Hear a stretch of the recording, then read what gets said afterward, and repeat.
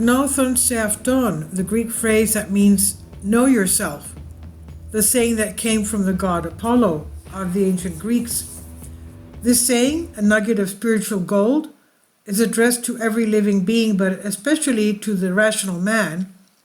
According to the wise mystic Plutarch, 47 to 127 AD, priest and overseer of the Delphic sanctuary in what is considered to be the Pansept mosque of the ancient Hellenism, kings and lords, the rich, they dedicated treasures and their riches, the wise men concisely stated were assigned as spiritual vows. First, according to tradition, Helion Damaketu, the Lacedaemonian, that is, the person from Sparta, one of the seven sages, disdained material goods, offered the opinion, know thyself, through the oracle of Delphi.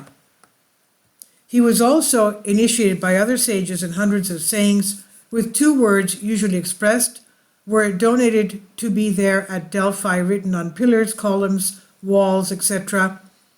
And Stobaeus, in the 5th century AD, in his anthology, saved us 147 orders with the note Sosiados of the seven wise sayings.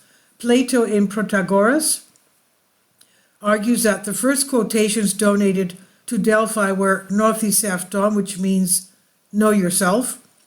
It was of Helon and the Median Agon of Solon. The Charmides also adds to Thales 643 to 548 BC. Did you guarantee? Calamity will follow, today's proverb.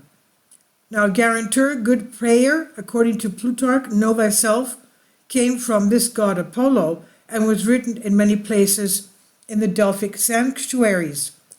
On the column, a temple front, propylas, the gates that is, the meaning of Seaton, knowledge, know yourself, self-knowledge, was received by the sages and devotees of mystical organizations and was projected as a primary condition for self-introspection, self-purification, striving for spiritual ascension and moral perfection. Just as the one who went to Delphi in ancient times for divination was that he was supposed to receive a prophecy from the Sibyl there, from the seer. Ancient times for divination was forced to recite this saying on the propylium, the gates that is. In a similar way, the one who wishes to improve his ego must begin with self-knowledge. And then Apollo said symbolically, through his experienced wise priests, man, before you enter the shelter and ask for an answer to your question, first know yourself, study yourself, try to reveal your strengths and weaknesses, your tendencies, your drives, your goals, the inclinations, the attractions, the desires, the possibilities. Know your being. Only then will our oracle, the prediction of your future that is, benefit you. Exactly the same must be heard whispering inwardly by the one immersed in high contemplations and who is in conditions of peculiar psychological exaltation. But what is ego? Is self-awareness possible? Chilon, when asked, what is the problem, the most difficult to know oneself, he answered, many things are under faulties or self-love. Everyone prefers himself. Obstacles are projected between the ego that judges and the one that is judged by him.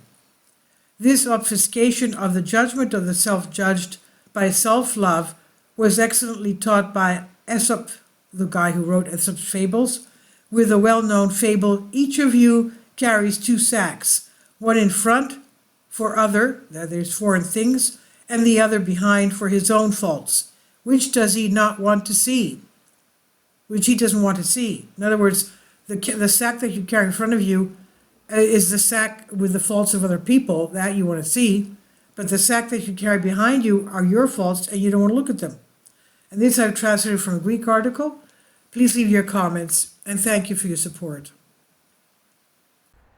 Kindly support my Patreon account The daily posts are 5 videos daily, and they are totally different from what I have on my YouTube channel.